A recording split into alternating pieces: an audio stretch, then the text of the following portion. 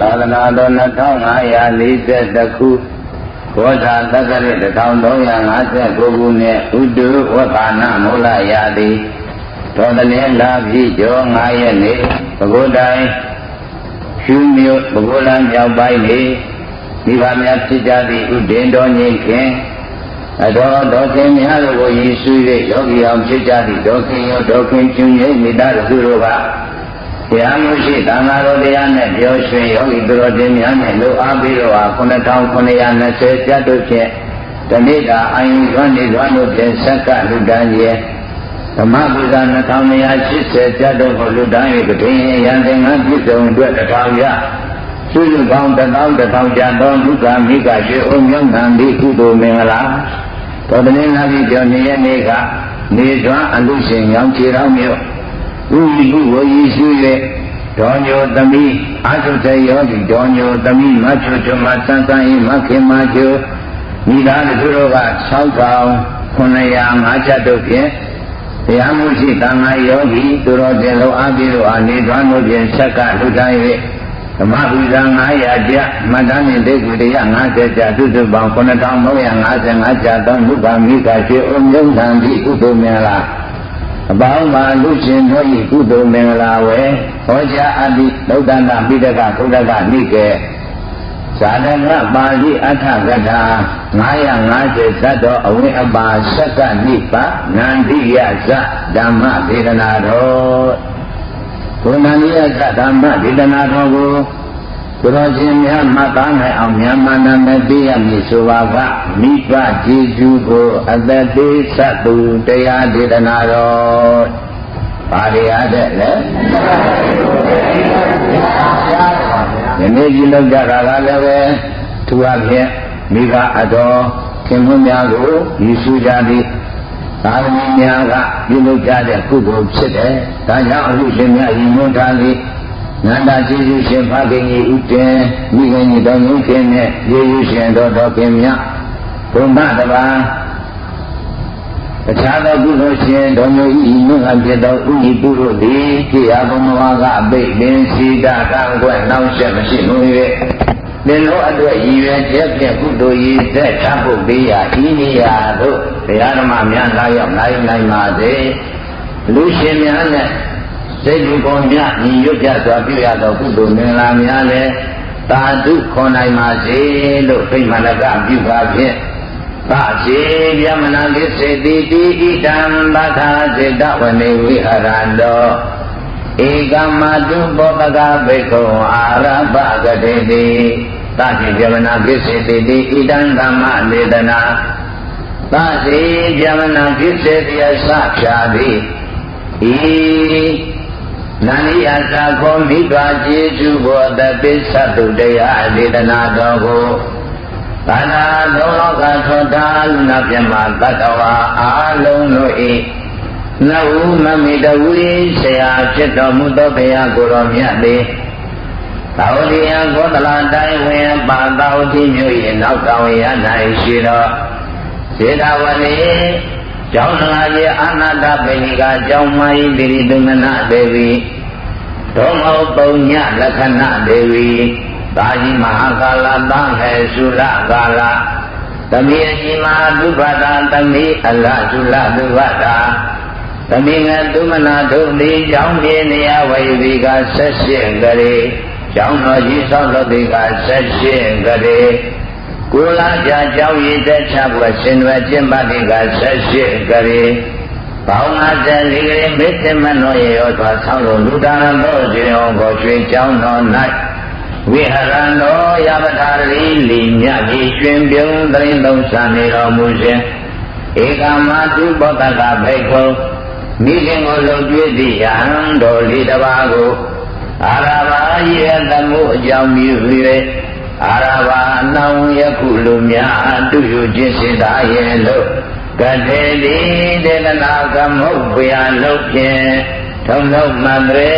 ဟောကြားတော်မူခဲ့ပါပေတည်း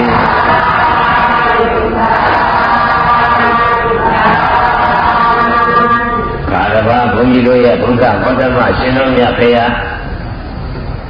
တ တော်တင်ရှားကာလတုန်းကဝိတာရိရာမကျောတာဝတိအာလဝီကောတာမိတကဘဂိုင်ငမဂရာကုရုမစ္ဆာတိုင်းပြည်မှာအလွယ်လွယ်တွင်ကောသလတိုင်းသာဝတိမြို့ရဲ့အနောက်တောင်ရမှာရှိတဲ့ကျောင်းလာရင်သာပင်ကျောင်းမကြီးတိတုမနာဒေဝီဘုံမောပုံညလက္ခဏာဒေဝီတို့ဆောက်လုပ်တဲ့လေတော်ကျောင်းမှာကိယံဝေရမြေတော်မူရှင်ကာလမိခင်ကိုလှုပ်ကြွေးသည့်ယဟန်တော်၄ပါးကိုအကြောင်းပြုပြီးတော့နောင်ရကုလူများအတူယူခြင်းစေတာရဲ့လို့ဟောကြားတော်မူခဲ့ပါတဲ့မိဘကျေးဇူးကိုအတ္တသေးသတ္တုဆိုတဲ့တရားကိုဟောတယ်တဲ့အဲတော့ဘုဒ္ဓဆရာကျောင်းနေအပြင်တော့ယဟန်တော်၄ပါးအဖကွယ်လွန်သွားတော့ကျန်တဲ့အမိကိုဆုံးခံကြွေးတယ်နေရာခင်းချင်းပေးတယ်ပြီးတော့ချွေးသုံးရည်တွေခတ်ပြီးတော့ပေးတယ်အကယ်၍အချိန်ရသေးတယ်ဆိုရင်မိဘကြံလို့မိဘစားလို့မကြံတော့ရင်ဆုံးငါထန့်ထွက်နေသဏ္ဍာန်ကြီးမုံမတိန်အတွင်းရသမျှဆွန်းလေးနဲ့ကျင့်နှံ့ရောက်ရဲခဲ့ရအကယ်၍မိဘစားတော့လို့ကုံပါလိဆိုရင်တော့တပိတ်ကတ်တဲ့ဆုံးလုံးကိုရေနဲ့ဖြောပြီးတော့မှမော့တော့ခြင်းတွေတဏိတာကိစ္စပြည့်ရခြေတော်ကတော့ဒီခေတ်လိုဘုသုတ္တမကျွဲကြပေဘူးတဲ့အခုကတော့မိခင်လိုကြွေးတယ်ဆိုရင်တရားတွေလည်းထပ်ထပ်နိုင်မှတန်းရလို့ဒါကမိခင်မိဘလိုကြွေးတယ်ဆိုရင်တရားတော်မှများလာပူလို့တောင်းစေတနာထားကြပါသေးတယ်။ညာသံဃာတော်အားလည်းလူတန်းချင်းမိခင်ပါခင်လိုကြွေးတယ်ဆိုရင်ပြည်ကြီးဥစ္စာဖြစ်စေတော့မိဘလိုကြွေးတယ်ဆိုပြီးတော့ကိုလို့လူချင်းနေပြုနိုင်တဲ့စေတနာတရားတရားတွေပေါ်ထုံးခဲ့ပါတယ်။ခြေတော်ကတော့ဘုဒ္ဓတာနဲ့ဗတရားကလည်းမနာရလူကိုကြွေးဝဲတယ်ဆိုတော့အချို့ကျေးဇူးသူမိကျေးဇူးသူများကတော့သိသွားတာပေါ့ကျေးဇူးမသိတဲ့သူများကတော့ဒါဟာအပူလုံးလားလို့ထင်ပြီးတော့လည်းပဲအပြစ်တင်ရတာရှိအခုလည်းယဟန်တော်လေးခင်ဗျာအမိကိုလှုပ်ကြွေးတော့အိမ်ရင်းနဲ့အာဟာရကမပြတဲ့ဖြင့်ပိန်ချုံချီနေတဲ့အခါမှာဘုဒ္ဓရှင်ယဟန်ပါမဏေတို့ကမြတ်စွာဘုရားလျှောက်ထားမြတ်စွာဘုရားကခေါ်ပြီးတော့ရှင်သာလူကိုလှုပ်ကြွေးတယ်ဆိုတာမှန်ရလားမှန်ပါပြီဗျာသင်နဲ့ဘယ်လိုတော်တယ်လဲတပည့်တော်ရဲ့အနန္တကျေးဇူးရှင်ကိုလာလေဆဲလာပွားခဲ့တဲ့မိခင်ကြီးဖြစ်ပါလေဗျာအေးအဲ့ဒီလိုပြောတဲ့အခါကျတော့မှမာဘိကဝေဥစ္စာရိတ်ထာချက်သားတို့ဒီမိဘလှုပ်ကြွေးတဲ့ယဟန်ကိုမကဲရကြနဲ့အပြစ်မပြောကြနဲ့ကဲရဲ့သိညိုစကလေးမဆိုးကြနဲ့သာဓုသာဓုကိုဘိက္ခုဘောရဏကပဏိဒါနဝန္တံပါလိတိဒီယဟန်ဟာကောင်းမြတ်တဲ့အလုပ်ကိုလုပ်နေခြင်းဖြစ်လို့ငါမရပါလို့ခေါ်တော်မူတယ်သူဟာရှေးဟောင်းရှင်လာဆိုတဲ့ပညာရှင်တို့ရဲ့မျိုးနွယ်စင်ဆက်ကိုဆောင်ရွက်ခြင်းဖြစ်တယ်ဘောရဏကပဏိတာဣတိရကနာယောနိယနိဗ္ဗာန်ဒိဋ္ဌဝါပိမာတာပိတုနံဇီဝိတံတံလူတိဝတ္တဝါတိတံအာဟာရိရှင်းနိုင်ဖြစ်ညာသူတော်တရားများတို့ဟာမိဘကိုအသက်သေးပြီးတော့တောင်မှတရိစ္ဆာန်ဖြစ်တော်ညလှုပ်ကြွေးသွားကြသေးတယ်ကျေးဇူးဆက်သွားကြသေးတယ်ရဲ့လို့အတိတ်ကြောင့်ကြံပြောင်းဟောတော်မူပါတယ်မိဘကျေးဇူးဟာဘာလို့ကြီးမားတယ်လဲဆိုတာကတော့ဘုန်းကြီးတို့တရားနာဓမ္မပိဋကပုဂ္ဂိုလ်တွေလောက်တဲ့တောင်ရနိုင်လောက်တရားရှိပါပြီ။ဒါရင်သင်္ကာလေးဆိုရမိဘဆိုတာကြွေးဘူးရှိတဲ့ဖြင့်မိဘဆိုတာကြွေးဘူးရှိတဲ့ဖြင့်ဒီလိုအပြည့်ကျင်ညာွယ်ကုလာလွယ်ကဆယ်လာမွေတော်လေစွာကလေးလူမမဲဘာဘာအစီကစီနဲ့လူဖြစ်ဖို့ရည်ငွေရတယ်ဒီရင်လာရင်အသက်ငွေကိုပညာသင်ကြားပေးရတယ်ဝိယံစာယံဖြုံယံရှာယဘုံခန္ဓာကမိခနှစ်သွဲမြင့်မို့တောင်ဥမကကျူလို့ယေတုအထုကြည်လာတယ် အောင်မဲ့ရှိတယ်များအားနဲ့မိဘနံပါတ်လုပ်ကြွေးွယ်ဓမ္မ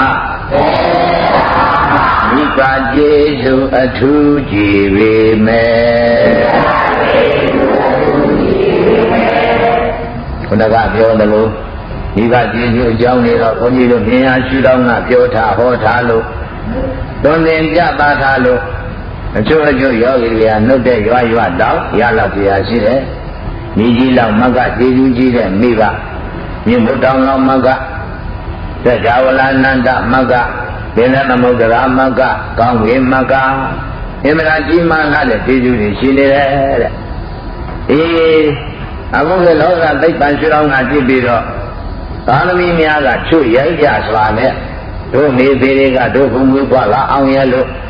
မဟာဝါမဘုသူတို့ရပါပြီဆိုပြီးတော့ရည်ရွယ်ချက်ရှိတာမဟုတ်ဘူးသွေးသားဆန္ဒရတာလည်းမူပွားလာလို့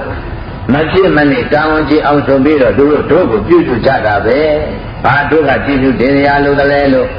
အချို့ကြတော့လေအသွေးခေါင်နှက်ကြတယ်အသွေးတွေတည်တတ်ကြတယ်ဒါပါတော့လေရှိသူကတော့သွေးသားမဗရဏထားပြီမဲ့လို့ကလနာယကြီးဒီလို့တန်နေတီတွေကစပြီးတော့ယောက်ျားပေါင်းစီမိန်းမမိနေတဲ့ပေါင်းစီတဲ့ယောက်ျားများအောက်ကဝေကရောနဲ့တွေ့မလားကြောက်ဆောင်နဲ့တွေ့မလားဓမ္မမောလေးပြင်းမုံနိုင်ကြပြီတကားလားရှိပြရင်နဲ့မလားဓမ္မမောကြီးထဲမှာရှိတဲ့ငါသိမ့်မကငွေကင်းပန်းတွေကနောက်ရှက်မလားလို့ပြင်းရန်ကိုတန်လေး၃ချိန်နဲ့စောင်းထိုးရသလိုသာမန်လိုပိုက်ရတဲ့မိခင်များမှလည်းပဲတနေ့၃ချိန်ဆိုပြီးတော့သင်္ချိုင်းကိုမြဲဆောင်ထိုးရပါတဲ့တချို့များအပြိုခြင်းဘဝနဲ့တစ်သလုံးလေးသွားမယ်ဆိုရင်ကိုယ်ဝင်ရောက်ဖြစ်ပေါ်လာတဲ့အန္တရာယ်သူတို့မှမတွေ့ရဘူးဒါပေမဲ့မိခင်များမှကိုယ်လွယ်ပြီးတော့တန်နေယူရသဖြင့်အဲ့ဒီတန်နေတွင်မှပုတ်သွားလို့မိခင်မှအသက်ပြုတ်သွားနေလဲရှိတယ်အကျိုးကြတော့အသက်နဲ့လွတ်ပြီးတော့ဝမ်းမိုက်ဒီပါလေကိုယ်စိတ်ဝေးရမယ့်အခါမှာမိခင်တော်သေမကလေးတော့ရှင်မယ်ဘယ်လိုလုပ်ကြမလဲလို့ဆိုတဲ့အခါအားလုံးဆွေတုမျိုးတို့ကကလေးအသက်သာလူပါတော့လို့ဆိုပြီးတော့မွေးခဲ့ရတာပြီလေရှိပါတယ်မရှိလေဘူးလားတနည်းပြောရင်လောကမှာအတထုံမြင်းမမြတ်တန်နေယူရတဲ့ဆိုရင်အဲ့ဒီမြင်းများဟာပိုက်ကွယ်မွေးလို့မိခင်ပေးရပါတယ်တော့သူမကွေးကိုတန်နေလွယ်ရတဲ့မကွေးအမေဖြစ်တဲ့ပုဂ္ဂိုလ်ကလည်းပိုက်ကဖောက်ပြီးတော့မကွေးငယ်လေးကြီးမွေးရလို့အသက်ပေးရပါတယ်အဲဒီလိုပဲလူလောကမှာလည်းတန်နေလွယ်ရခြင်းဖြစ်အသက်တွေသေးသွားတာတချို့မျက်စိတွေကွယ်သွားတာတချို့ခြေလက်တွေတုံဆိုင်ပြီးတကလားအကျော်တွေသေးသွားတာလည်းရှိတယ်အဲ့ဒါဟာသာသမီအပေါ်မှာချစ်ချင်းမေတ္တာခြေခံထားပြီးတော့ထားရဤဒါကြောင့်နဲ့ပြင်မဲ့ရောက်ခါမှခြေပိုးသက်ဆောင်ကျွေးမေတ္တာမဆိုထားနဲ့ဝမ်းတဲ့တုန်းကဘယ်သူမှလွယ်ပိုးခြင်းကမကျွေးမပြုစုနိုင်ပါပြီးတော့ဒီကလေးအန္တရာယ်ကင်းစွာနဲ့အသက်ရှင်လာတာဘာကြောင့်လဲဆိုရင်အထူးအဖြင့်အမေမေတ္တာတဲ့ရောမဲ့တွင်တော့နှစ်ဦးလုံးမိဘမေတ္တာပါပဲဗာမေတ္တာမိဘမေတ္တာဝင်တဲ့မာတေတုံးကဦးကြီးဦးလေးပါကြီးပါတွေကြီးကြီးလေးတွေကြီးတွေလေးအကူအမတွေကစိတ်မပဲပို့ပြီးတော့မပြုစုနိုင်ရပါဘူးပြုစုလို့လည်းမဖြစ်စကောင်းပါဘူးအဲ့ဒါမိဘရဲ့ကြီးမားသောမေတ္တာနဲ့ဆိုပြီးတော့မမွေးမြစားကြတို့ရဲ့ဝါနဲ့ကတန်နေတာကလေးတွေဟာအပြည့်အနာစာကင်းရှင်းသွားတဲ့မျက်စိနာနာအင်္ဂါချင်းလက်ပြည့်စုံသွားတဲ့မွေးကြပါစေအကျိန်မောင်များစွာဝါနဲ့မှရှိတဲ့သာနာသမီးလားမပြီးပြမကွဲပြားသေးတဲ့သာသမီးတို့ပေါ်မှာမေတ္တာတော်အကျဉ်းကြီးအခါသာရောက်ကြတဲ့အဲ့ဒီမေတ္တာနဲ့သာလီသမီးလေးတွေဟာဝင်းထဲမှာအပြုစုကင်းမဲ့သွားတဲ့အသက်ရှင်နေကြရတယ်လို့ကျမ်းစာကဆိုပါတယ်ဝိပွားလာတဲ့ခြင်းကားကားကြတော့လည်းပြောခဲ့ပြီးအတွေ့လွတ်လွတ်သားလူလေးတွေဟာလူကြီးတွေစားသုံးတဲ့သမင်းဘောတင်နဲ့မလိုက်သက်ဘူးဥဝတ္တနှလုံး၆ကတိကလူချတဲ့အတွက်ဒါကြောင့်အဲ့ဒီအစာကျမ်းတွေစမယ်ဆိုရင်ကလေးဟာသေလန်းလိုက်ရလိမ့်မယ်ဒီတော့တဲ့သိပ္ပံပညာလိုက်မမီတဲ့မိဘမေတ္တာဖြင့်ရဲ့တော်မိထွေးသွေးပြက်ကနေနိုးကြိုအဖြစ်နဲ့တိုက်တွေးပါတယ် နို့ရဟာသွေးတဲ့နို့ရဟာပါလဲတဲ့နို့ရဟာသွေးဒီတော့တဲ့ဘုန်းကြီးတို့လူတစ်စိမ့်တရားနာဆိုရင်တွေးတွက်အောင်လုပ်ရင်မနိုင်ပြီလားရှိရမယ်အသက်ချင်းလဲလိုက်မယ်ဆိုတာတဲ့ကပဲအခုတော့ကိုသားကိုသမီးလေးတွေပေါ်မှာဘယ်လောက်ချစ်ချင်းကြီးစွာနဲ့သူကိုနှုတ်ရအဖြစ်နဲ့ဖောက်ပြီးတော့တိုက်ခဲ့တာအမေမေတ္တာတရားမကြည့်နဲ့ငါမကြည့်ဒီတိုင်းနှုတ်မြင်မရဘူးတဲ့ဒါကြောင့်နွားသားကလေးကိုသူ့ရှိမှချတစ်ချက်နှစ်ချက်အဲ့ဒါစုခံပြီးတော့မှနွားလေးဆွတ်ထုတ်ပြီးတော့မှနမကြီးနှုတ်ညစ်တော့နမကြီးကဩငါသားလေးငါသမီးလေးကစုသေးဟန်တူရဲ့ဆိုပြီးတော့နှုတ်ရကိုလှုပ်ပေးတယ်လို့လောကသဘောလည်းပဲကြားဘူးပါတယ်ဘုန်းကြီးတို့ပြိတ္တရောကြားဘူးလားကြားပါပါဒီလည်းသိမြင်မှုကြပါတယ်မဟာလီရှိကသာလီပြတာမှပြီးတော့မှနွားလေးတစ်ကြိုက်နှစ်ကြိုက်လောက်စုခိုင်းပြီးတော့မှနွားလေးထွက်ပြီးတော့မှလူတွေကညှိယူကြတာအဲ့ဒါကိုချုပ်ကအပြစ်မကင်းမှုတောင်ပြောကြတယ်ဟုတ်တယ်လားဟုတ်မှာပေါ့လေဘာကြောင့်လို့ဆိုတော့သာသမီအတွက်လွတ်ပေးတဲ့နှုတ်ရည်ကိုလူတွေကဖိုးယူတာပဲဗျာဒီဘွားကြီးမို့သာဆိုပြီးတော့လုပ်နေကြတာတိုင်ထားပါတော့အဲ့ဒါမိဘမေတ္တာဖော်ကျူးခြင်းပါပဲဒါတိရစ္ဆာန်လူလိုသိညာမဟုတ်သေးပါဘူးဒါရှိသေးတဲ့အကြိုက်၍သာသမီလေးတွေများမျက်စိယောဂဖြစ်တဲ့တွင်တခြားသိရှာကြရမလို့ဘူးမိဘတို့ရခတ်တာနဲ့ရောက်သက်တယ်အဲ့ဒါလည်းပဲမိဘမေတ္တာဗာမေတ္တာဒါတရားသားလေးသမီးလေးတွေဟာသွေးသားနှုံနေတဲ့အတွက်ဒါကြောင့်အေးဓာမူဓာလွန်ကဲမခံနိုင်ကြအေးဘုရားပြုတဲ့အခါသာချနာကြနေကနေမကောင်းမကြမ်းပါကြအဲဒီကကြတော့မိခင်သည်ဖခင်သည်ဘလောက်ပဲအရေးကြီးကြီးတခြားလုပ်တဲ့သဗ္ဗတလို့ရင်ခွင်ပိုက်ထွေးတလက်ကြီးဆိုပြီးတော့သာသမီလေးတွေကိုလှုပ်ကြွေးကြတယ်မိခခင်ဗျာဘလောက်ပူခြင်းပူသေးတော့ငါသားလေးသမီးလေးချမ်းသာရင်ပြီးရဲ့လို့ရင်ခွင်မှာပွတ်ပိုက်ပြီးတော့မချနိုင်ဘူးမညောင်းနိုင်ဘူးမညာနိုင်ဘူးအမြဲတမ်းဆိုပြီးတော့ပြုလှုပ်ကြွေးခဲ့ပါတယ်ထို့အတူချို့အတော်ဦးကြီးဦးလေးအကြီးကြီးလေးတွေ့ကြီးတွေ့လေးတို့အားလည်းပဲကိုယ့်ရဲ့သားသမီးများတစ်ဖက်ကိုယ့်ရဲ့ဒီကိုမောင်နှမများမိဖွာကြတဲ့သူသားတောင်မဲ့တို့ပေါ်မှာလည်းမိဘတစ်ဖက်ပြုကြတယ်အေးတကျွတ်ကြတော့ဘဝနေတယ်လို့ဆိုရမလားဘယ်လိုမှဒီဘဝပြိသမမတော်ဆပ်ပင်လည်းလို့တို့စာပေလေးမှလည်းပဲရှိပါတယ်ဝနဝါဒီတိတ်တာတော်ရင်းနေတဲ့ကိုရင်ကလေးအဲဒီကိုရင်ကလေးနဲ့တွေ့တဲ့တကားကြီးဒီနေရာမှာလူနေတိတ်ဆိတ်တဲ့တော်ရင်မြိုင်တွေကြောင်းသင်္ကန်းများရှိသလားအဲ့လိုနဲ့တွေ့လို့မေးတဲ့အခါကျတော့တကားကြီးကကိုရင်လေးပေါ်ပုဒ္ဒသိနေဟေနာတဲ့ပန်းတဲ့လူတော်ချစ်ချင်းဖြင့်တဲ့ဒီဟုတ်ကလားဘုန်းကြီးတို့ကိုယ်ကြီးပြောရရင်တော့ဘုန်းကြီးတို့ရှင်းမှာတော်ပညာသိမ့်ကြီးဘုန်းကြီးတို့9နှစ်သားကစကိုင်းရောက်သွားတယ်အဲ့ရနေပြီးတော့မှသူကဘုန်းကြီးတို့ကိုဝမ်းနဲ့လွယ်မမွေရတဲ့သာသမီသက်ပွဲသမင်းတို့လုံရည်အိကြီးတို့ဝက်ပေးခြင်းဖွတ်ချော်ပေးခြင်းကစရှင်သာမဏေဝတ်ပေးခြင်းအထိဆိုပြီးတော့မိဘကဲလို့ပြုစုလှုပ်ကြွေးခဲ့ပါတယ်ဒါကြောင့်ဘုန်းကြီးတို့ကလည်းပဲအဲ့ဒီကျေးဇူးတွေကိုသိပြီးတော့ဒီဆရာကြီးတို့ဘုန်းကြီးတို့တခါတည်းကိုတသိဆိုပြီးတော့ကျေးဇူးဆက်ခဲ့တယ်တို့တော့ကျေးဇူးကြည်မလားဆိုတော့မကြည်ပါဘူးဘာကြောင့်လဲသူတို့ပြောတဲ့ကျေးဇူးကပြုသူတခါဖြစ်သူနှစ်ချက်လောကပေါင်းရသက်သာရင်းနဲ့ကျင့်လိုက်ပထမဦးဆုံးလက်ဆောင်ပေးတဲ့လူကငါကြတာသူကဦးဆုံးပထမပေးအဲဒီလက်ဆောင်ခံယူတဲ့လူကထိုငါကြတဲ့များတဲ့လက်ဆောင်နဲ့တုတ်ပြန်ရမယ်ဓမ္မတာဖြစ်ပါလေမှန်ရလားမှန်ပါဘူးဘာကြောင့်လို့ပုပ္ပကာရီသူကရှင်းဥစွာပြုတယ်နောက်ကသူကသူ့ရဲ့ပမာဏကိုကြည့်ပြီးတော့မှဆုံးဖြတ်ရတာငါဘယ်လောက်ပြန်ကျေးဇူးဆက်မယ်ဘယ်လိုမှကျေးဇူးဆက်လို့တော်မယ်ဟုတ်လားမှန်ပါဘူးမိဘကတော့ပြိဿရှင်းဥစွာပထမဆိုပြီးတော့ကျေးဇူးပြုကြတာအခုဒီဆင်းရဲသူတွေကြည့်လိုက်ကိုသိပါတယ်အလုံးနဲ့လက်မပြအောင်ပင်မကြည့်သွားလို့ရတဲ့မိခင်များသာသမီလေးတွေတဲ့ဟောပင်မချင်းသွားဖြစ်နေတာမရှိစိတ်နိုင်တော့သူတို့ခင်ဗျာကိုသားကိုသမီးတော့ငါမခံနိုင်ဘူးငါချင်းပဲငါပဲငါပဲဖြစ်ဆိုပြီးတော့တချို့ခိုးယူလူရဲ့တိုက်ကျွေးပြီးတော့မတရားသောနီးနဲ့တောင်ပြုစုကြသေးတယ်။ဒါသားသမီးပေါ်မှာချစ်လွန်းလို့ဟုတ်လားမှန်ပါပါနောက်တစ်ခုနဲ့အပြင်အနီးက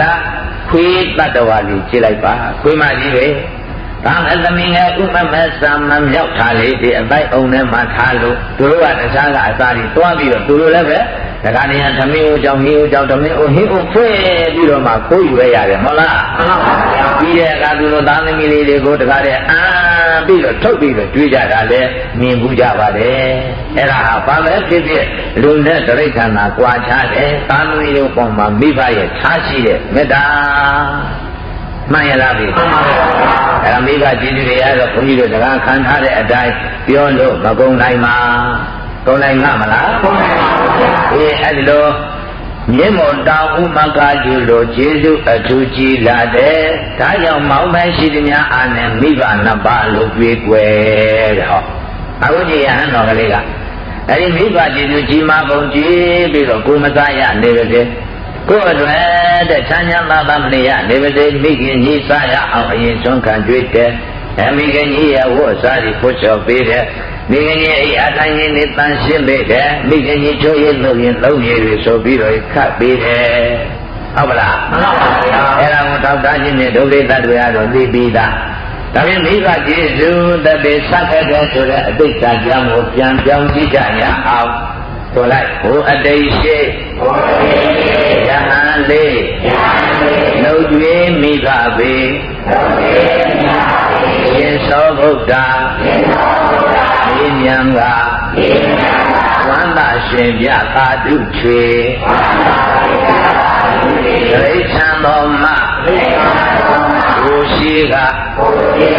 တ်ကြွေးမိဘသက်ဆုံးပေအတိတေကောသလရတေသာကေတေကောသလရတေရေဇံဃာရိတေပေါလိသတ္တောမိကယောနိယနိဗ္ဗာန်ဒိဋ္ဌဝါဝယပန္တောနန္နိယမိဘောနာမဟုတ်တဝံသီလာသရသမန္နောမာတပိတရောပောသေတိဟောတိဝေစွာရှိခါတော့ကကောသလတိုင်းသာကိတမြို့မှာကောသလအမည်ရတဲ့မင်းကြီးမြင့်ပြနေတဲ့အချိန်ဘုန်းကြီးတို့ရဲ့ဂေါတမကျွန်တော်မြတ်ဗျာလောက်လျာသည်သမင်မျိုးမှာဖြစ်အရွယ်ရောက်တဲ့အခါကျတော့နန္ဒိယသမင်လို့အမည်ပေးခဲ့ပါတယ်ပြီးတော့လည်းသီလသရပံပန်တော်မိမိတို့ဆိုင်ရာကိုချင်းသီလနဲ့ပြည့်စုံပြီးတော့အန္တာပိတရောဘောတိတိမိဘလုံကျွေးတတ်တယ်ဒီတော့သီလသရပံပန်တော်ဆိုတော့အကျင့်သီလအတ္တနဲ့ပြည့်စုံတယ်ဆိုတာဒါတွေကိုကြည့်ပြောရင်လည်းအများကြီးတရိစ္ဆာန်သဘောဆိုတော့ဘုန်းကြီးတို့ကလူတွေမဟုတ်တရိစ္ဆာန်သဘောမသိရင်လူသဘောနဲ့နိုင်ကြီးယောက်ျားဖြစ်ဖြစ်မိန်းမဖြစ်ဖြစ်ကြီးကြီးငယ်ငယ်ရွယ်ရွယ်လတ်လတ်လူမှန်ရင်တရဏဂုံသီလတိရပါမယ်လူမှန်ရင်အဲ့ဒါသီလတရသမ္မာနဆိုတာဒါပါပဲအဲ့တော့ကတဲ့တရဏဂုံသီလတည်ပြီးတော့အမိကကျေစုကိုလည်းသိရမယ်ဆရာသမားကျေစုကိုလည်းသိရမယ်ဦးကြီးဦးလေးပါကြီးပါပြကြီးကြီးလေးတွေ့ကြီးတွေ့လေးအခုအမတ်တို့ရဲ့ကျေစုကိုလည်းသိရပါမယ်သီလကတရဏဂုံနဲ့သီလအာကာရဆိုတာကသိခြင်းဟောပါခြင်းဟောအကြီးအကဲဖြစ်ကြတဲ့ဦးကြီးဦးလေးပါကြီးပါလေးမိကြီးမိတွေ့ကြီးကြီးလေးတွေ့ကြီးတွေ့လေးအခုအမလို့ပေါ်မှာပြုရမယ်ခြင်းဟောဟုတ်ပါလားမှန်ပါဗျာအဲ့ဒီခြင်းဟောတင်နဲ့ပြည့်စုံတာအာကာရသမ္ပန္န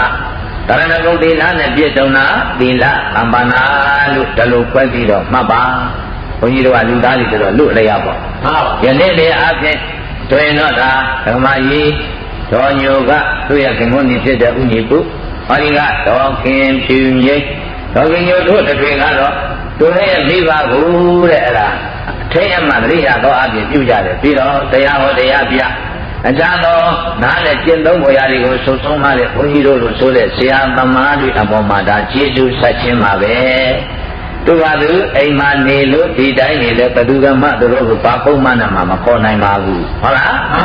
ဒါပေမဲ့လောကတို့အမေကျေးဇူးပဲကျေးဇူးတွေရှိတယ်အဲဒီမေပဲကျေးဇူးတွေကြောင့်အတော်ကျေးဇူးတွေကြောင့်တို့ကြီးတို့ဒီချိန်တော်ခါလာကဤချမ်းသာရစွာဟောဒီမှာတရားဓမ္မကြီးကျင့်သုံးရတယ်တရားဓမ္မတွေနာယူရတယ်ဘာသာရေးဘုဒ္ဓတာသာသနာရေးဘုဒ္ဓတာတွေတို့မှရကြတယ်လို့ဝေလွန်တဲ့မိဘနဲ့ပြာတော်တို့အား၎င်းသက်ရှိခြင်းချဘုန်းကြီးတို့ဆရာသမားအား၎င်းလိုင်ရောက်ပြီးတော့ဒါကျေးဇူးဆက်ခြင်းပါပဲဟုတ်ပါလားအဲ့တော့သူတို့ရဲ့သရဏဂုံသီလတိရာကသီလသမ္ပန္နာမိဘတို့ဆရာသမားတို့ပေါ်မှာပြုရမယ်ဟောတရားကြည်တာအာသာရသမ္ပန္နာဟုတ်ပါလားဗျာဒါရှိတယ်က အဲဒီလိုဘုရားလောင်းတော်ဒီနာဒီရမြေတော်နဲ့သမင်ဖြစ်တဲ့အခါမှာမိဘနတ်ဖြာကနောက်သောအခါကအတူတကွနေတဲ့နန္ဒီယသမင်ဥမကွက်တိုင်းမကွာနဲ့ဆိုပြီးတော့နေလာကြတော့အဲ့ဒီကောသလတိုင်းပါကိတမြို့မှာအုပ်ချုပ်မင်းလုပ်ခဲ့တဲ့ကောသလအမည်ရတဲ့မင်းကလည်းပဲတို့တော်ပြောရင်ကောသလမင်းကလည်းပဲသမင်သားကြိုက်တဲ့ပါလားကြာဒီအဲ့ဒီလိုသမင်သားကြိုက်တဲ့အခါကျတော့ပြောရပြန်ရင်လေတမျိုးပေါ်လေတို့တော့သဘာဝဓမ္မပြောရရင်ယနေ့အုပ်ချုပ်သူများကဘာပဲလို့ဆိုပြီးတော့လုံအားပြီးခေါ်တယ်လို့ပေါ့ဗျာနားလည်အောင်ပြောရတာဟုတ်နော်ဘောဓနာမင်းကလည်း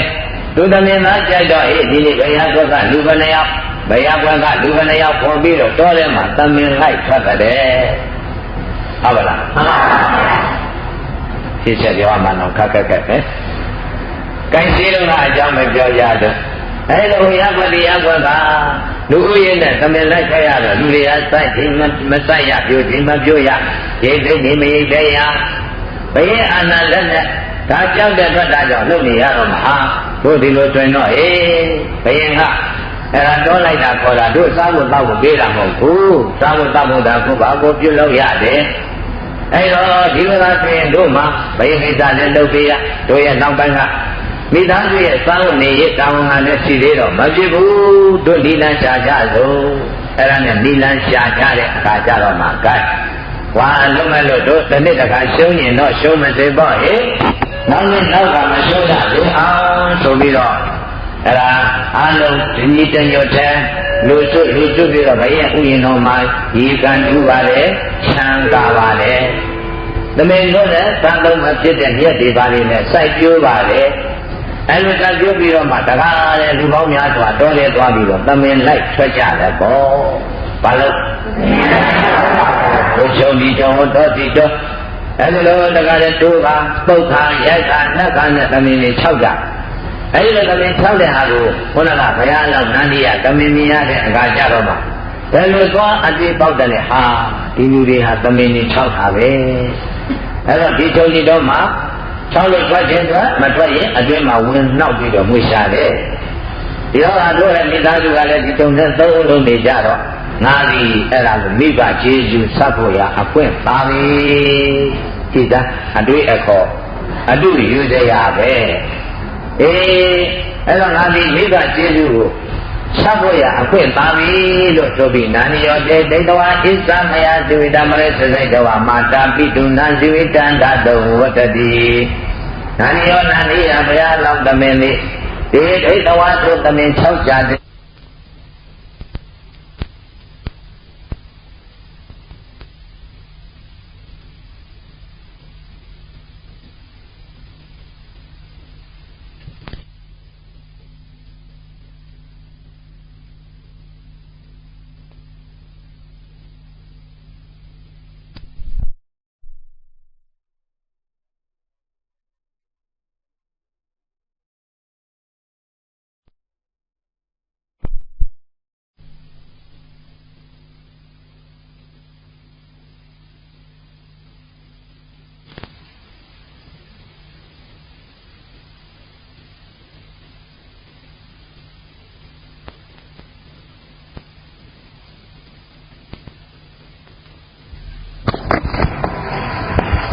ဒီလားကြောင့်ငါသည်ကလေးအသက်သွေးပြီးတော့မိဘကျေးဇူးဆက်ဖို့အခွင့်ကြုံပြီ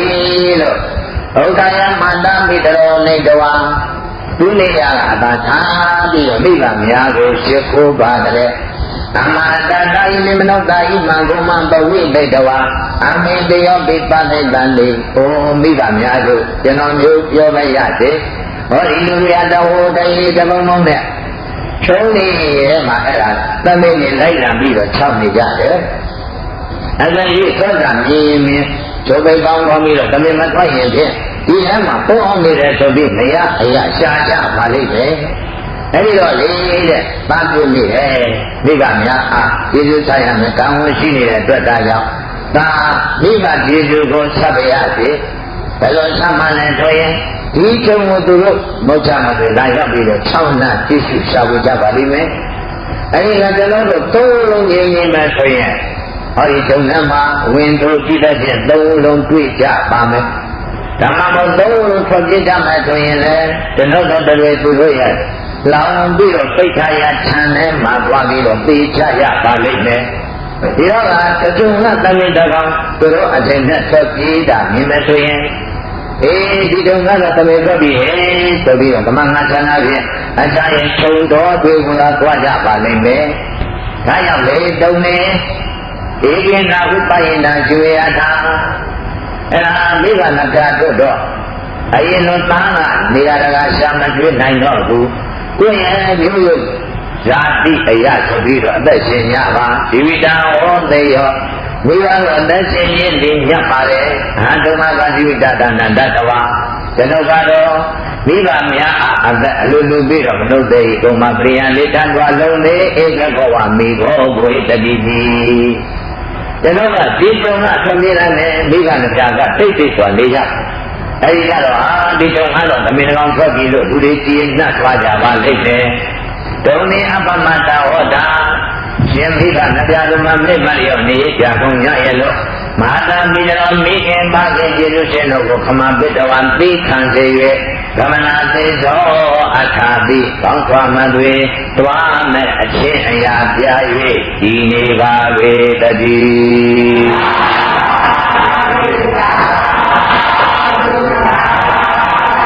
ဒါဆိုလိုက်ကြအပြည့်ရှိကအပြည့်ရှိကြမိဘနှပြာဤအပြည့်ရှိကအပြည့်ကြမိဘနှပြာဤနကုလက်ပြင်သူတော်တင်ရှိရင်ကြောပေနကုလက်ပြင်သူတော်တင်ရှိရင်ကြောပေမိဘအသက်ရှင်ဖို့အတွက်အားအတွက်ပြတော့မလေးမိဘအသက်ရှင်ဖို့အတွက်အားအတွက်ပြတော့မလေးမိဘနဲ့တွေသမန်နေပါတိမြတ်လာပေမိဘနဲ့တွေသမန်နေပါတိမြတ်လာပေအဲ့ဒီလိုတိရစ္ဆာန်ဖြစ်တော်냐မိဘရဲ့သူတရားဝိသပြောခဲ့တဲ့ကျေးဇူးတွေဒါတွေကိုသိပြီးတော့သမင်္ဂလေးကရိုးရိုးတော်မျက်ရည်နဲ့ရှင်းလက်လက်ပဲမိသားမြောက်တာလူပမာတွင်ဖြင့်လက်အုပ်တင်နှလုံးပေါ့အဲ့လိုဆိုပြီးတော့မိဘနှစ်ပြားကိုတကားတဲ့ခြေကိုကြောလာပြီးတက်တော်နဲ့ဟန်ပြကြတယ်အဲ့တော့မိဘနှစ်ပြားကလည်းဝိုင်းပြီးတော့တောင်းပန်ရတယ်တာရဲ့မတော်ပါနဲ့သိရင်လည်းသုံးတော်နဲ့တကားတဲ့သိရင်လည်းအေးတာပါပဲလို့သာတို့သမီးတို့ပေါ်မှာချစ်တဲ့သမှုတရားတနာဖြင့်သူတို့ကဆိုကြပါတယ်အဲ့တော့လည်းမဟုတ်ဘူးလေဒီလိုသာရှင်ပါဘယ်မှာမိဘတို့ကျေးဇူးဆက်ရရောက်တော့မှလေအခုတော့သမိုင်းဝင်ရထင်အောင်ရဲ့လို့မိဘနှစ်ပြားကဒီလိုဒီထဲမှာသမီးတို့ပါတာပါဝအဲ့တက်ကြရပြီးတော့လူရလာတဲ့ကခိတ္တများသိစိတ်ပဲသာ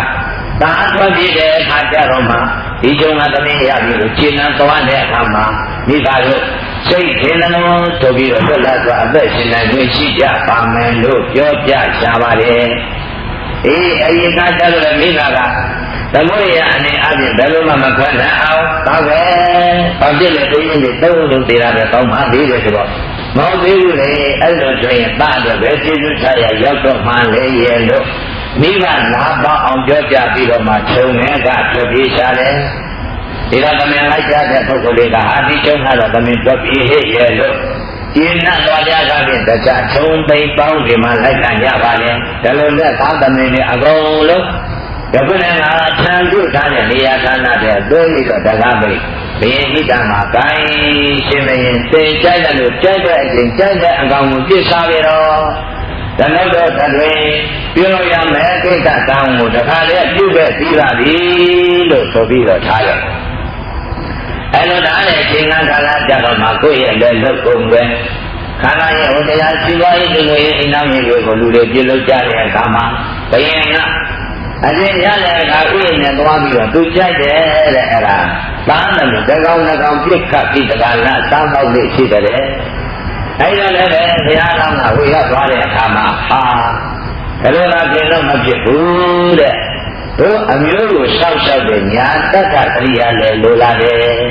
ညာတိအခါစရိယာညာတိကသင်္ကြန်သားချင်းအခါကအကျိုးရှိกว่าစရိယာကကျင့်တာညာတက္ကသရိယာဆိုတာမိစ္ဆာခြေမျိုးများတို့အတွက်လည်းပဲပြုကျင့်ရမယ်ဒီမျိုးများတို့အတွက်ပြုကျင့်တာညာတက္ကမလားအခုမိမိကအအတွက်တော့ပြုစုလိုက်ပြီအခုခြေမျိုးများအတွက်ပြုစုခွင့်နဲ့လည်းတဲ့ဒါကြောင့်တမင်တွေအားလုံးသူကညီညွတ်တာပဲမှာတယ်ဒါဧကံသူကံကတို့များမဲချကြမယ်စီရင်ယူကြမယ်ဒါနဲ့လူတည်းလာပေါ့လေအဲဒီလိုမဲချတဲ့ပုဂ္ဂိုလ်ကမင်းတရားကြီးမြင်လို့မဲ့နေရာဌာနတဲ့ကိုကြောက်တုံဟောမှာရှင်းတဲ့ကထောက်ပြီးတော့ကျွန်ုပ်အလက်ချပါတယ်ဆိုပြီးတော့အဲဒီလိုအသိခါညာတို့ဒါမှပြုလို့ပြောရတာနဲ့ဆိုရင်နာမကြပြတဲ့တတိယဥဒ္ဒမင်းလေးလည်းရှိကြဒါကြောင့်ကိုယ်ဝန်ဆောင်ရွက်တက္ကသနာဓမ္မမွေးဖွားမဲ့မိခင်လောင်းများလည်းရှိကြအဲ့ရည်အတွက်နောင်မျိုးချက်မပြရအောင်သာမင်းလေးခွာနိုင်ပါစေပြီးတော့လည်းယောဂဗျာခံစားရခြင်းကာလမှာသတ္တပါသေးလို့အဲဒီလိုဘုရားလောင်းကအလုံးသမင်းနဲ့နားလည်းအောင်ပြောပြပြီးတော့မှအလက်ကြအမှတ်ခံရတယ်အလက်ရပါပါလေအေးသတ်ခံရရတယ်တတ်မဲ့နေရာပြည့်တဲ့နေရာတခါလည်းပဲ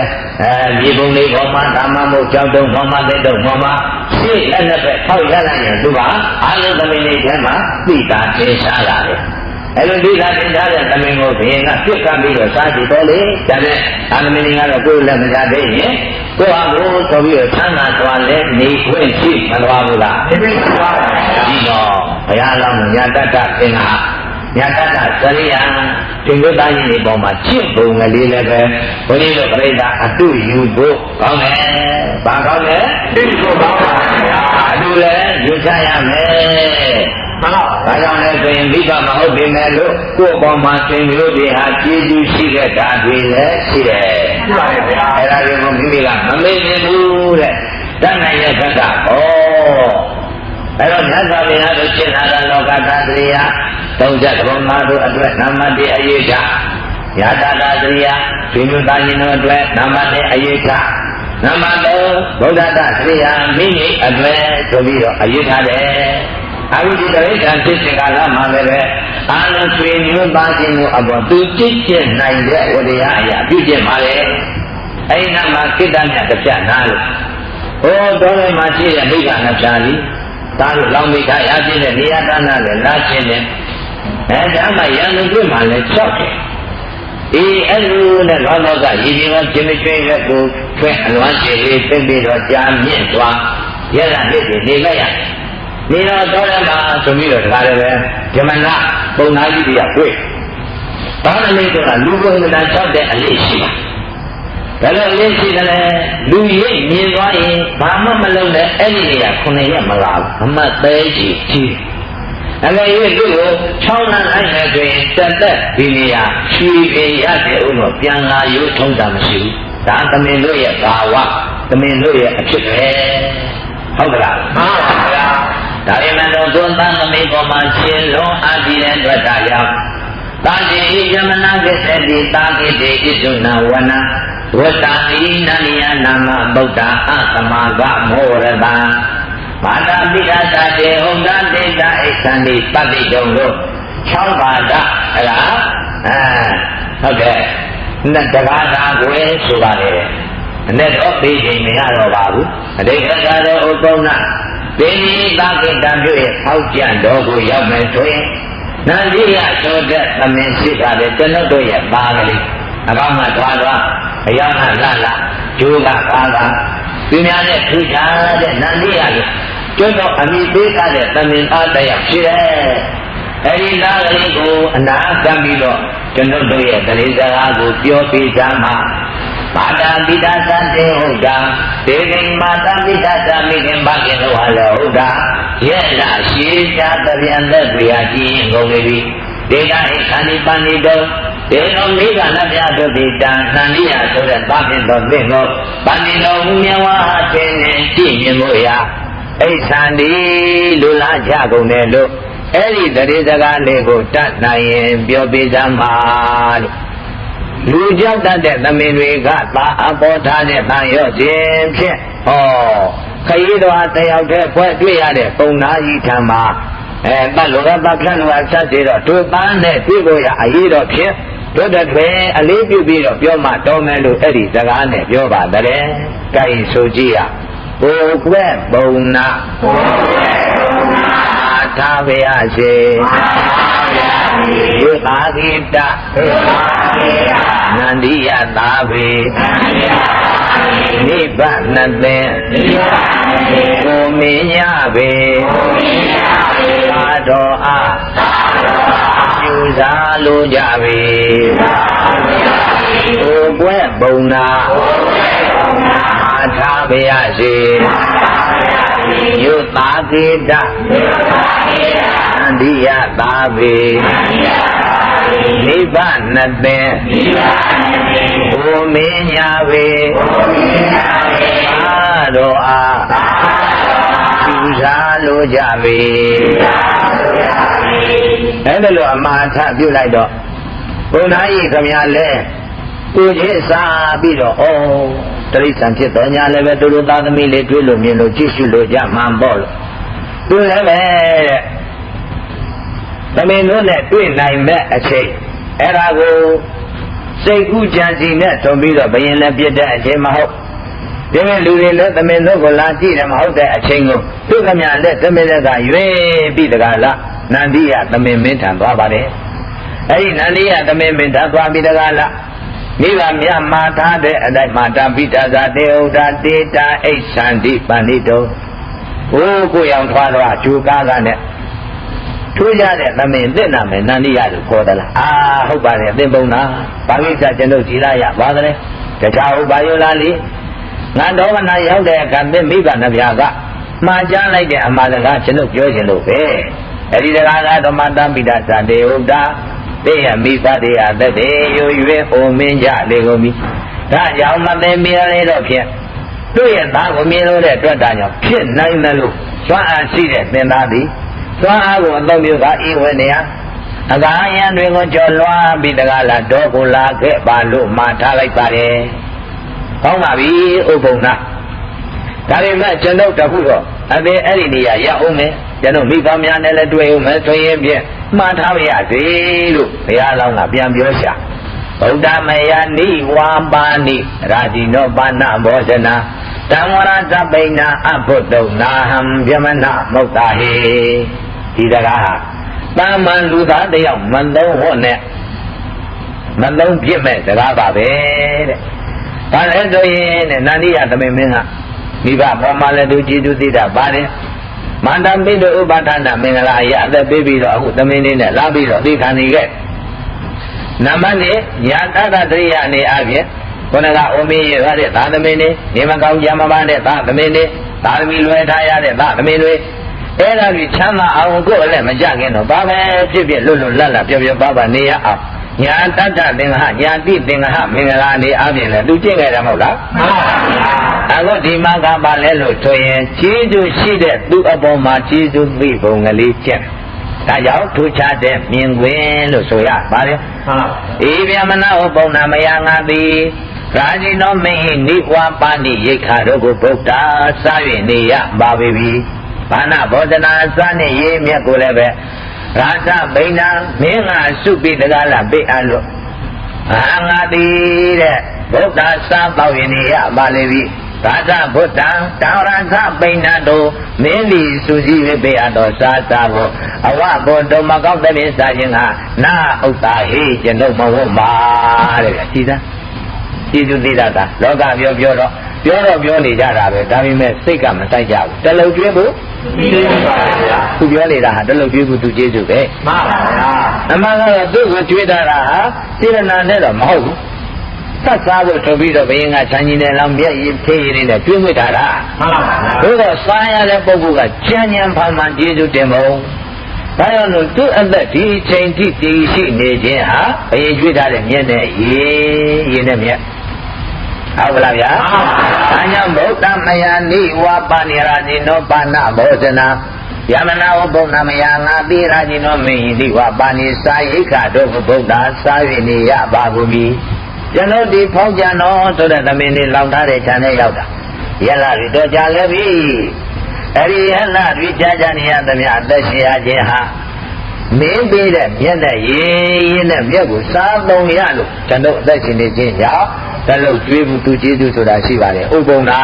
တဲ့ဒါကြောင့်မယားငါဒီတံဝရသပိဏဝဘုဒ္ဓံသောမင်းပေးအပ်သောမြက်တဲ့ရေဆိုတဲ့အသက်တည်ဟူသောကြောက်ကောင်းမြတ်လာတာတွေကိုမသိနဲ့မကောင်းတဲ့ပြင်စားသုံးခြင်းကမသိမလျော်ပါဘူး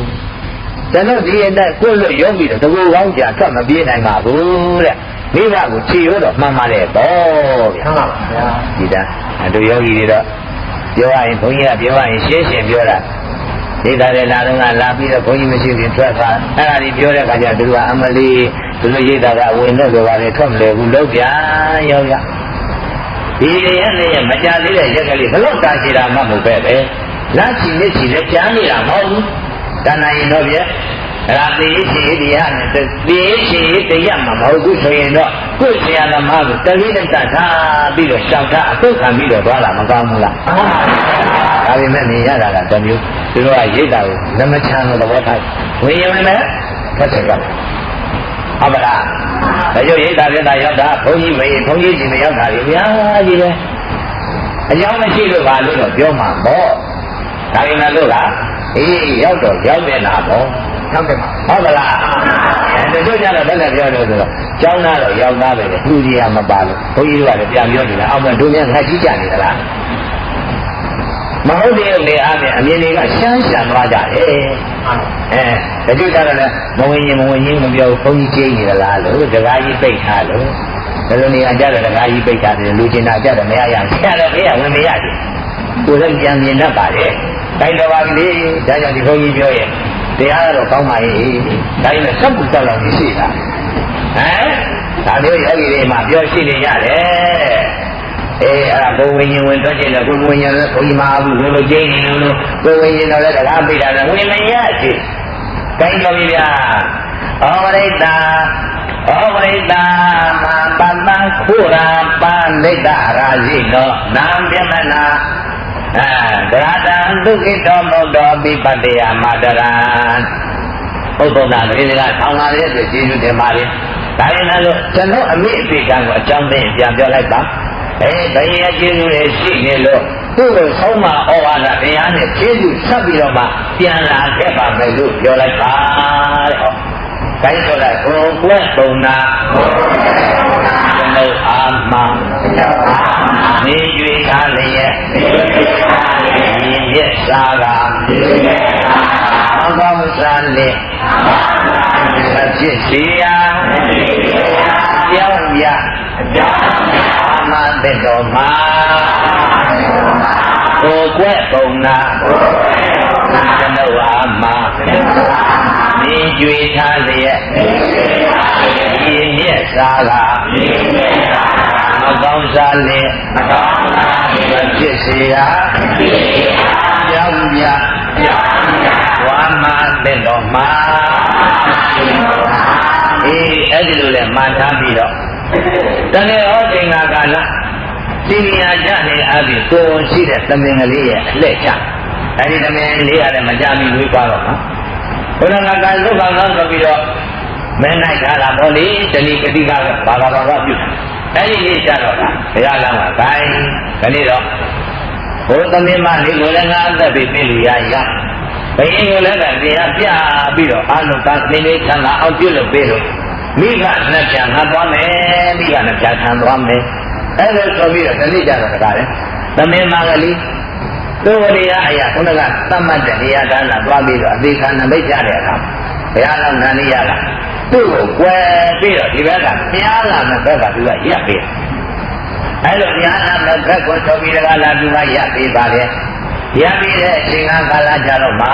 ဘယ်ငါလည်းသမင်ဖြစ်ဖို့အလားဘုရားကသမင်မာလေးအရင်သူအဝိရလာတော့မြင်ရ ဘယင်လာငါလိကြမှာဘုရားတော်နန္ဒီယသမင်းဟာရှိကနေပြီးတကားလာထိုးပြီးတော့ခံလိုက်တယ်အဲ့ဒါနဲ့ပြည့်ချင်းကြီးတို့ဖြစ်ရင်မြားပြီးနန္ဒီယသမင်းမင်းကိုအရင်မှမယ်ဟုတ်အဲ့ဒါကနာဘုရားသာဂိတဘေကြီးကပေါ့ဗျာသောကလဘေကြီးကအဲ့ဒါထူးဆန်းတဲ့ဘယ်ဆိုပြီးတော့မေးပါသိရင်အလက်ရမဟုတ်ပဲနဲ့ဘာလို့ခဏနှစ်ကောင်ပြုပြင်ခံရင်ရတာလဲအဲ့တော့ဘုရားလောင်းကကျွန်တော်တို့အားလည်းပဲအသက်ရှိတဲ့တက္ကဝမို့ကိုအမျိုးချင်းချင်းစောင့်နှင်းရမယ်ဝတရားရှိပါလေဒီတနေ့မှလေဒီမကြမီအပိုင်းနဲ့သာသမီဝိပွားမှာမို့နှစ်သက်တတရားအောင်ကျွန်တော်ဒီသူ့ကိုအသက်ပေးလျာခြင်းနဲ့ဖြစ်ပါလေဒီမင်းတရားနောက်တစ်ခုနဲ့အပြင်ကျွန်တော်အားသတ်လိုပါလေတော့ကျွန်တော်ဒီတော့မှမိဘနဲ့ပြလို့လည်းအသက်ယူခဲ့ပါလေဒီမင်းတရားဘယ်တော့ဒီကိုတော့မြင်ကျွန်တော်တရားပြလို့ပါလေဒါနသီလပရိစ္ဆာကဣသဝမတဝန္တပအခောဓာမိနိစ္စခန္ဒီသအောက်ရောဒနာဣတိတိကုသလေတမေသိတောပပမေအတ္တနိသာတောမေသာယတောပိနိသောမနာမေသနပက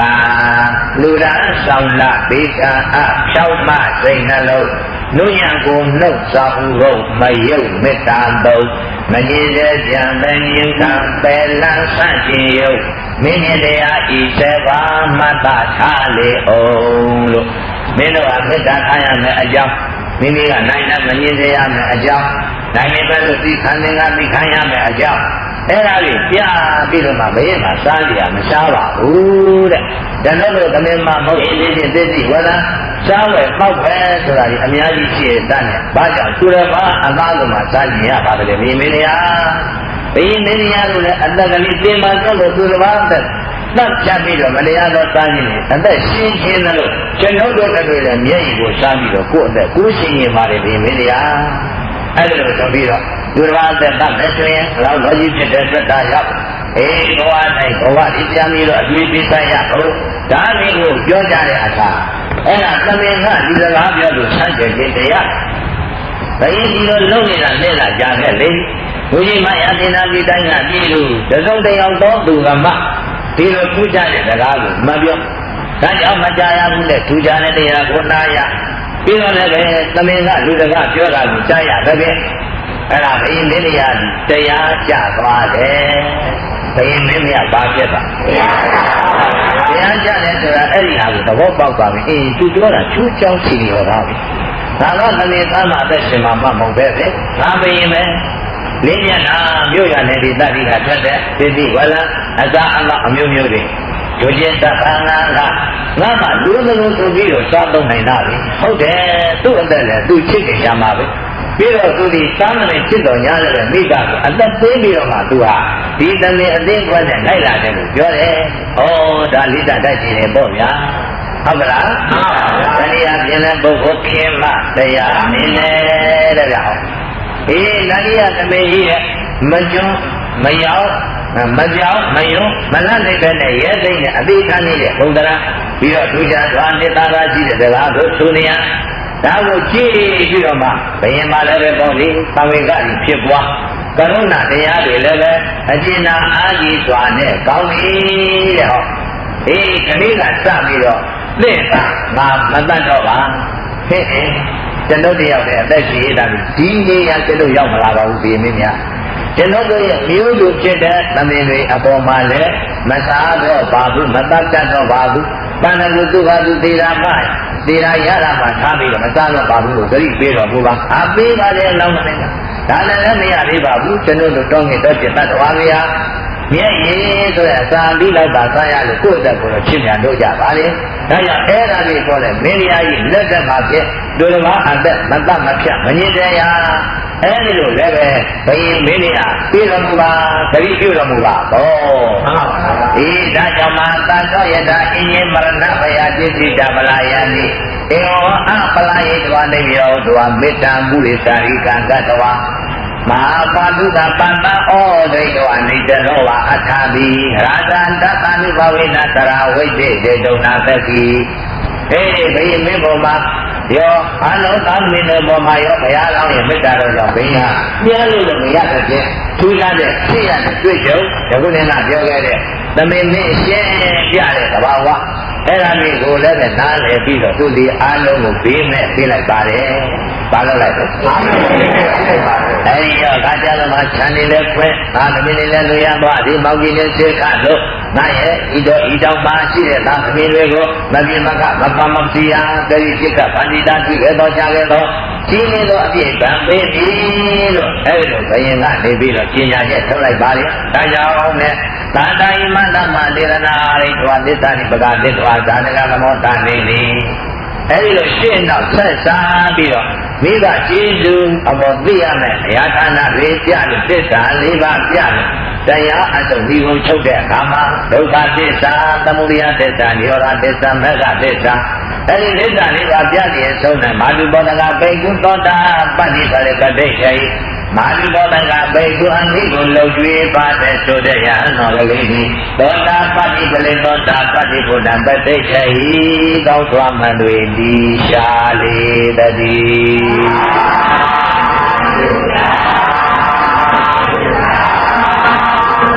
ယနေ့ဘုန်းကြီးတို့တရားနာကြတဲ့သူတော်စင်ပေါင်းကုသိုလ်ပြုကြတဲ့သူတော်စင်ပေါင်းတို့အားလည်းမိမိတို့ရည်ညွှန်းမှန်းထားတဲ့အတိုင်းမိဘများဘောထားကြည့်တဲ့စေတနာမေတ္တာပင်သာသွမ်းသမျှသူတော်လေးသူတော်ကောင်းနေရာကျွင်းလေးသရဏဝိလာလည်းဆောက်ကြည့်ရတဲ့မှာနာဤကြတာဖြင့်တို့တရားဓမ္မပေါ်မှာမိမိတို့ညာချင်းလည်းရောက်ပြီးတကားလည်းမက်ပေါက်ကုန်နိဗ္ဗာန်မြင်နိုင်ရပါစေလို့အားလုံးယောဂီတို့ကိုယ်စားဘုန်းကြီးတို့ရဲ့မိဘအတွက်လာခဲ့ရင်မိဘကျေးဇူးကိုအသက်ပေးဆက်သူဆိုတဲ့တရားဟာဤပင်မဲ့လက်ဒီတမ်းပါပြီ။ဒါကြောင့်မိဘကျေးဇူးကိုလက်ပေးဆက်ခြင်းတရားပေါ်လေးကျေးဇူးဆက်ခြင်းတရားအထုသောအချင်းချင်းဆွေမျိုးပေါ်ရမယ်ယောဂီသူတော်ပြင်လို့ပေါ်တဲ့ကျေးဇူးဆက်ခြင်းဖြင့်လက်ရင်းပြုလို့စုတောင်းရအားလို့စုတောင်းအမြပေးကြရအောင်။